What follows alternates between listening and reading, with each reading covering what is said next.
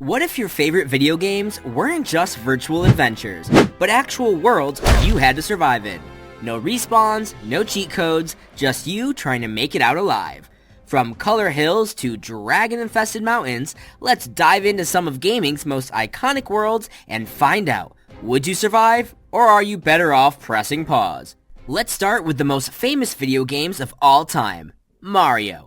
A bright, cheerful place where the hills have eyes. Literally. Clouds are colorful, people are friendly, and the music is playful. But don't let it fool you. This place is a death trap designed by a sadist with a grudge against plumbers. Just a quick reminder that if Mario makes it look like a whimsical adventure, you're without power-ups and an infinite supply of lives. You're just a regular person in a colorful death maze. So let's see what dangers you'll be facing. First, there's the Goombas. They look harmless, just tiny mushrooms waddling around aimlessly, but let one brush against you and you're done. Mario jumps on them effortlessly, but unless you're a parkour expert with a death wish, you're more likely to trip and faceplant. We also have the Koopas. They come with shells that Mario can kick like soccer balls, but you'll probably accidentally kick it straight into a wall, only to watch it ricochet back and take you out like a cartoon character. Of course, you can also get chomped by a piranha plant when you thought going down that pipe was safe. But what you are most likely to be taken out by is the terrain. Bottomless pits everywhere, floating platforms that don't care about your sense of balance, and lava that doesn't make you bounce up in the air if you touch it. Also, if you thought you could get rich by bumping into those brick blocks, I'm afraid the only thing you're gonna get is a broken wrist and a concussion for trying to mimic Mario. If you're lucky, you might survive long enough to eat a colorful mushroom, thinking it might give you an extra life. Except it will only end the one you have quicker.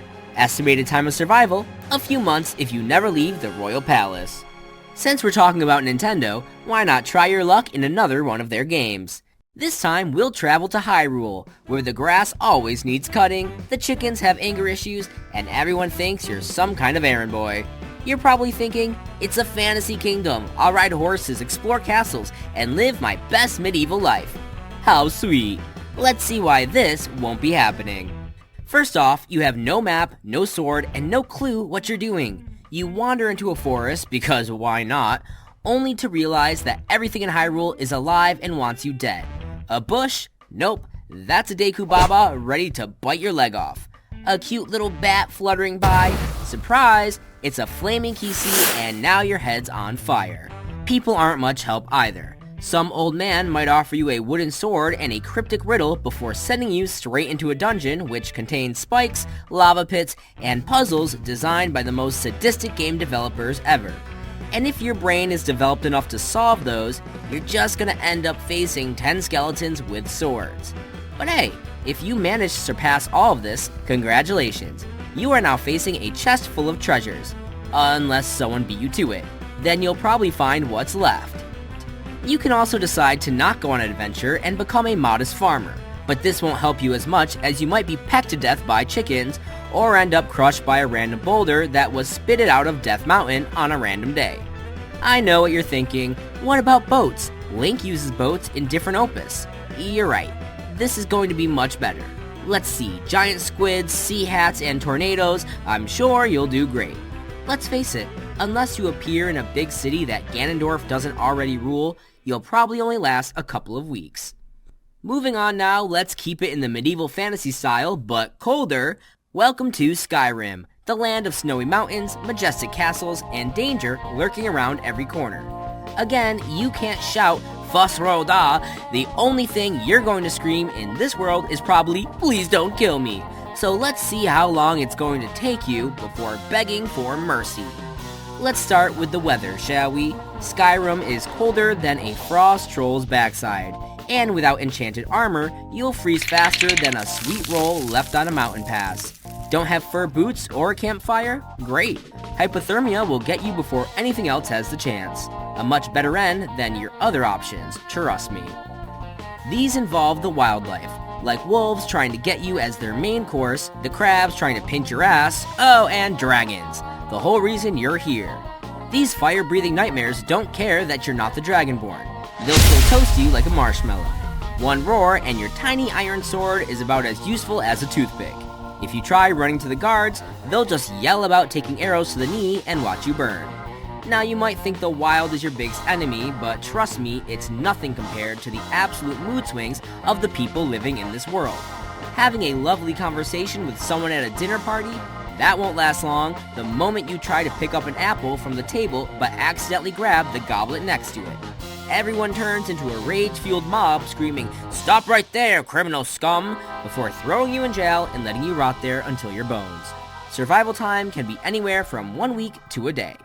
Now that we saw what medieval life could be like, let's go to the future to Cyberpunk 2077. Where everything is neon, everyone has a bad attitude, and your survival chances are about as stable as the game's launch version. You'll probably start your journey in the streets, where it's less bustling metropolis and more Black Friday brawl with guns. One wrong look at the wrong person and you're suddenly the target of a gang shootout. Maelstrom, the gang that looks like they've lost a bet with a tech repair shop, doesn't need much of an excuse to turn you into Swiss cheese. And if they don't get you, the cyber psychos will. These are people who upgraded their brains until they went full kill everything in sight mode. The city itself hates you too. Cross a busy street and the cars won't stop for you. They'll accelerate. Take the wrong turn in an alley and congratulations, you've entered a glitch zone where walls swallow you whole and your only escape is to restart reality. And if you're thinking about getting those cybernetic upgrades, I hope you're okay with back alley surgery because that's probably all you can afford. You'll be operated on a non-sterilized bed with rusty tools, getting implanted with microchips that probably fell off the back of a truck.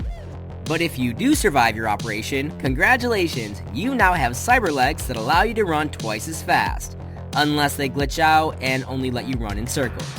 You could also turn to crime, but I wouldn't count on that working since cops in Night City are so efficient they can teleport straight to your location, no matter how isolated you think you are.